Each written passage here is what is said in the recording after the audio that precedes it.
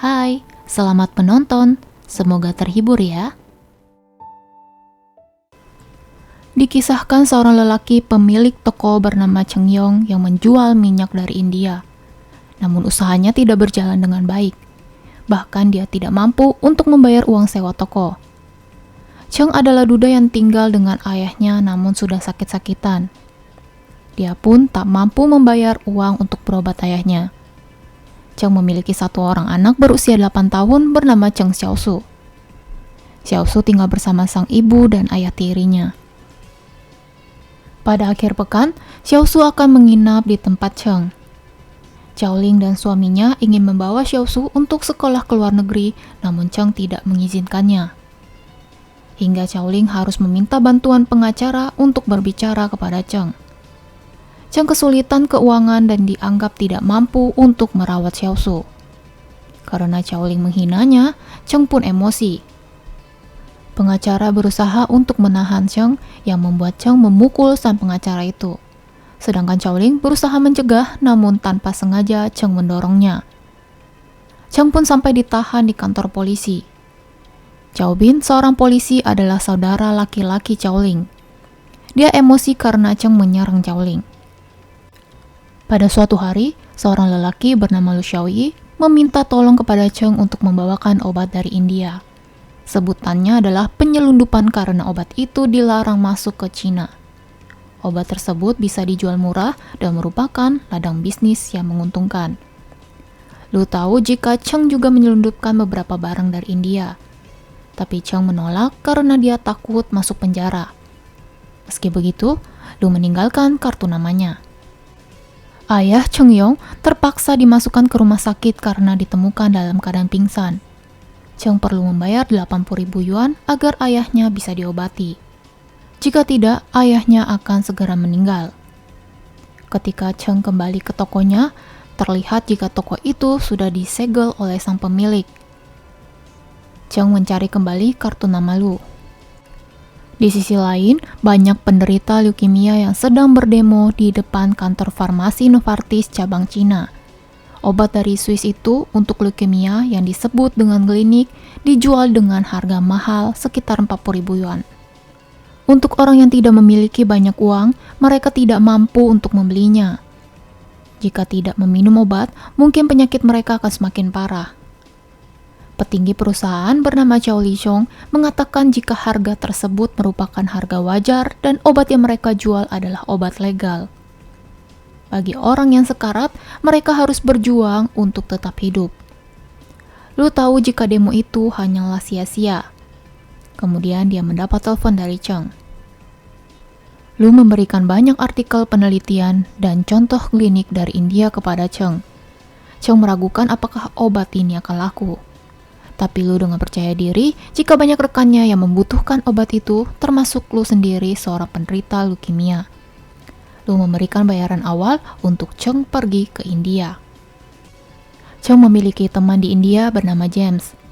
Cheng meminta bantuan James sebagai penerjemah untuk bertemu langsung dengan pemilik pabrik obat bernama Ali.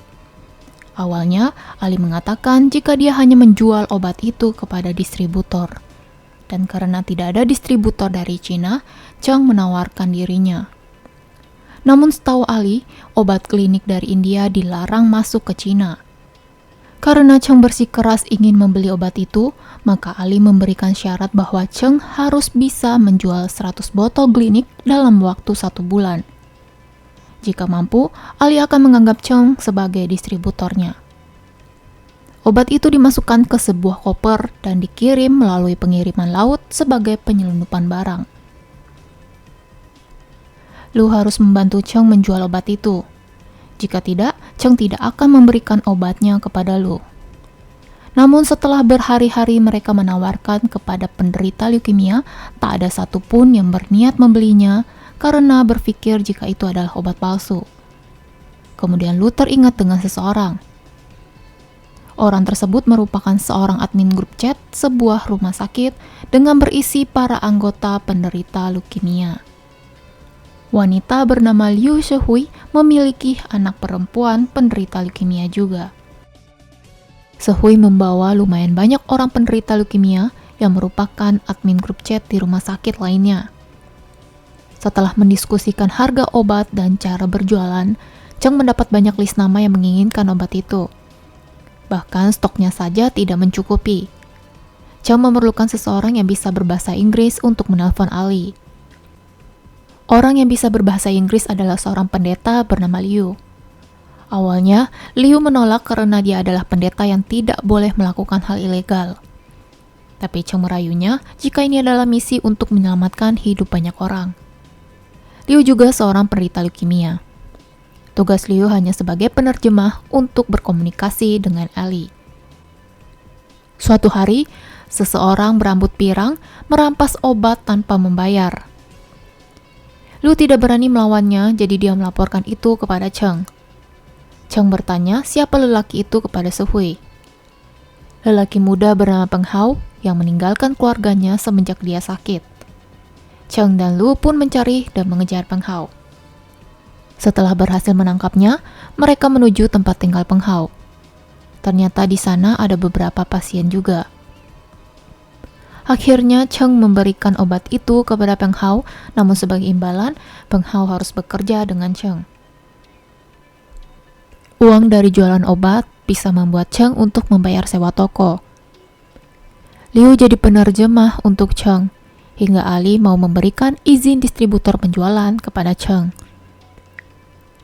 Semakin hari, semakin banyak orang yang membeli klinik India, karena Cheng hanya menjualnya dengan harga 5.000 yuan, sedangkan farmasi di Cina menjualnya dengan harga 8 kali lipat lebih mahal.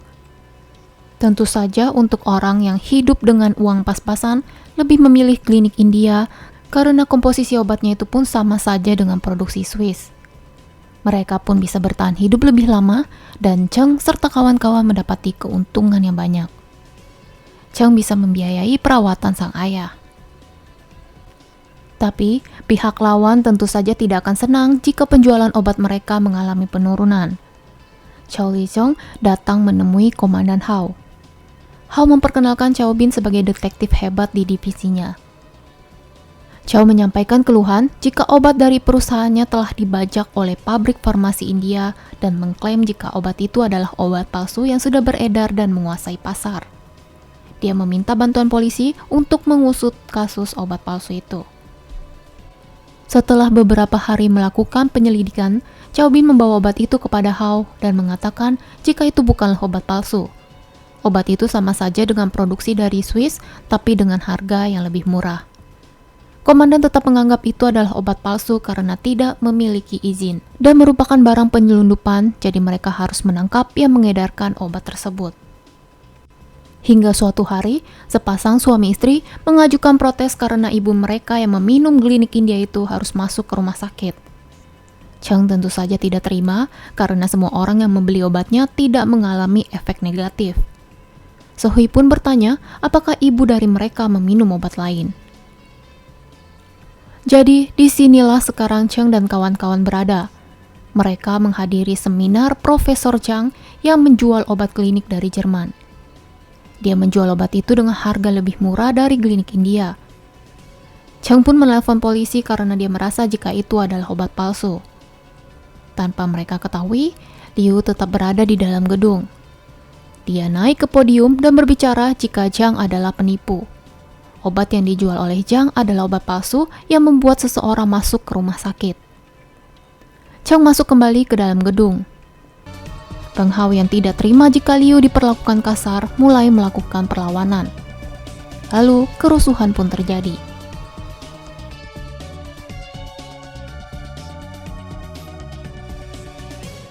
Setelah itu, Lu mengajak Cheng untuk berkunjung ke rumahnya.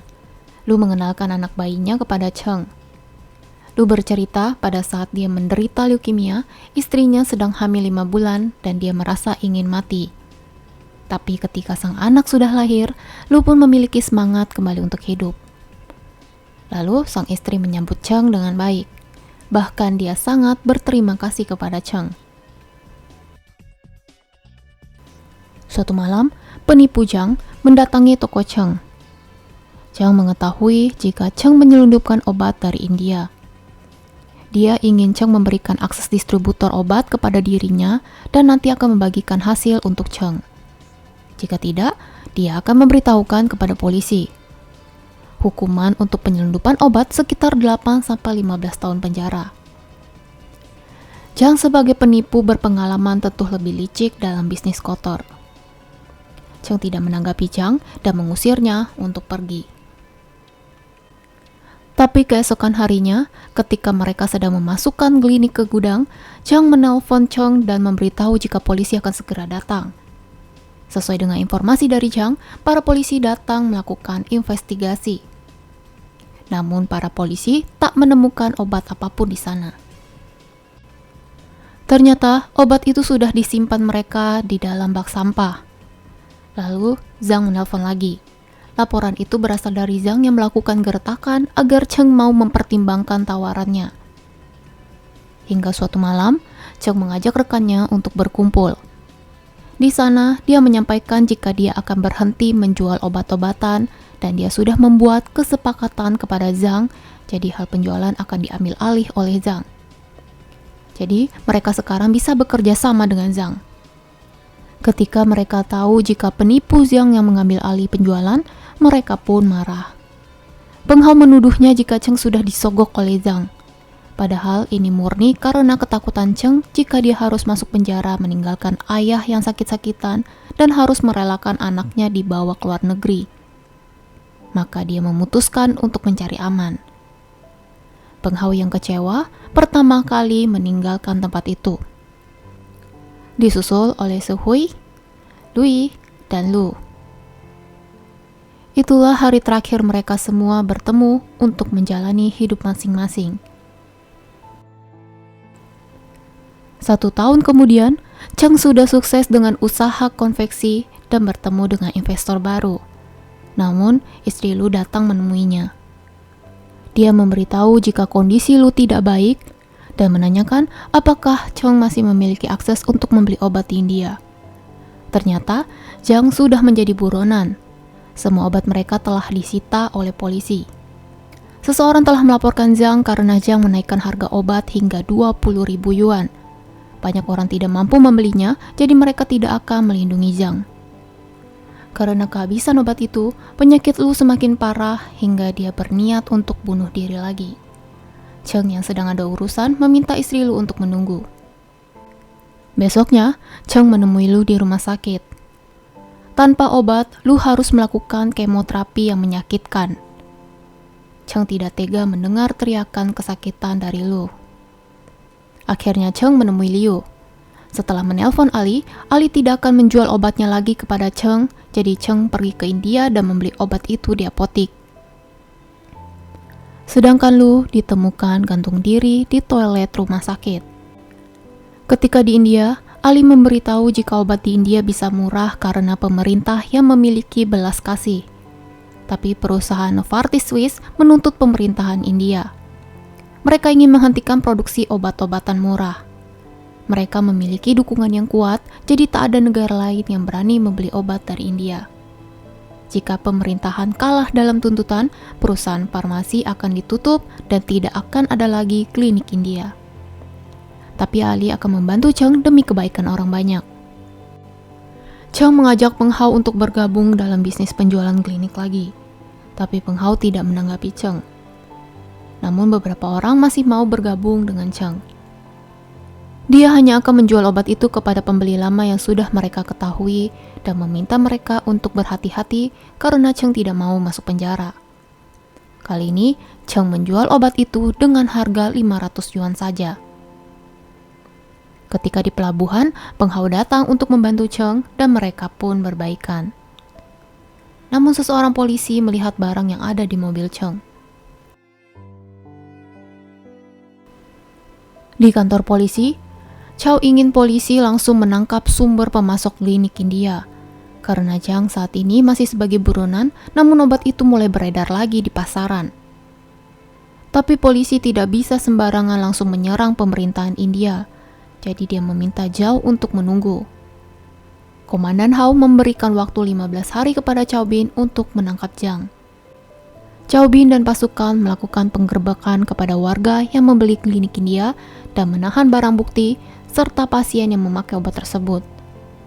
Namun, walaupun sudah ditahan, tak ada satupun yang membuka suaranya untuk memberikan informasi yang dibutuhkan oleh polisi. Hingga seorang nenek bersuara dan memohon bantuan kepada Chow Bin untuk menghentikan penyelidikan klinik India. Karena obat itu sangat membantu mereka yang kekurangan uang. Nenek itu dulunya harus membeli obat dengan harga 40.000 yuan hingga harus menjual rumahnya dan keluarganya pun hancur. Ketika mereka mendapat obat murah yang bagus, polisi malah menyebut obat itu palsu. Bahkan harga yang mereka dapatkan sangat murah dan penjual tidak mendapat keuntungan. Jika polisi menangkap penjual, maka orang-orang seperti dirinya akan segera mati. Suatu malam, Cheng mendatangi Cheng untuk meminta uang 200.000 yuan. Tapi Cheng memberikannya 300.000 yuan dan meminta Jiang agar tidak menemuinya lagi. Dengan uang itu, Jiang bersembunyi di sebuah motel. Namun polisi sudah berhasil melacak keberadaannya. Akhirnya, Jiang tertangkap oleh Chow Bin.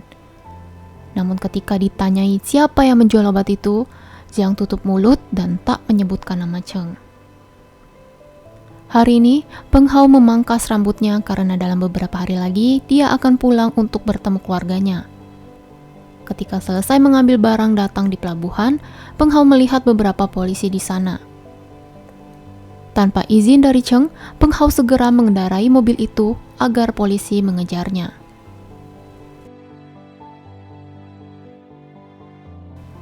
Di saat Peng Hao berpikir jika dia sudah lolos dari kejaran polisi, dia pun ditabrak oleh sebuah truk. Chow Bin membawa Peng Hao ke rumah sakit. Sayangnya, nyawa Peng Hao tidak lagi tertolong. Sejak saat itu, Chow Bin mengundurkan dirinya dalam kasus klinik India. Lalu pemerintah India kalah dalam tuntutan sehingga pabrik kali harus ditutup, namun obat itu masih ada di apotik. Jika Cheng mau, Ali akan mengambil semua stok di apotik dengan harga eceran 2.000 yuan per botol hanya untuk menolong Cheng. Cheng pun menyetujuinya. Mereka akan tetap menjual dengan harga 500 yuan. Sisanya ditanggung oleh Cheng. Ribuan orang sangat tertolong dan menginginkan obat tersebut. Walaupun Cheng harus mengalami kerugian yang banyak. Pada akhirnya, Cheng mengizinkan Xiao Su untuk keluar negeri. Saat ini, Cheng mengantarkan sendiri klinik itu kepada beberapa admin. Sayangnya, polisi sudah mengincar dirinya, sehingga Cheng dan beberapa orang ditangkap oleh polisi. Ketika sidang, jaksa mengklaim jika obat dari Novartislah yang menyelamatkan banyak pasien, bukan obat palsu dari India. Cheng didakwa atas penjualan obat palsu dan penyalahgunaan hak intelektual. Pengacara membela Cheng dengan menyebutkan jika obat global memiliki harga yang tidak masuk akal, namun Cheng menjual obat itu untuk menolong ribuan orang tanpa mengambil keuntungan. Lalu Cheng diberikan kesempatan untuk menyampaikan pembelaan. Dia mengaku jika dia sudah melanggar hukum. Tapi ketika dia melihat para pasien, dia merasa sedih karena mereka tidak mampu membeli obat dengan harga mahal. Bahkan beberapa orang bunuh diri karena tidak tahan dengan penyakitnya. Dia berharap jika di masa depan akan menjadi lebih baik. Ketika Cheng hendak dibawa ke penjara, dia melihat banyak orang berkumpul di tepi jalan untuk mengantar kepergiannya. Cheng Yong dijatuhi hukuman 5 tahun penjara.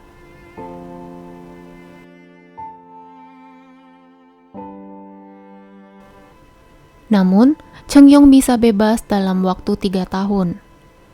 Dia dijemput oleh Chow Bin. Saat ini, obat-obatan resmi sudah ditanggung oleh asuransi kesehatan, jadi Cheng Yong tidak perlu menjual obat dari India lagi.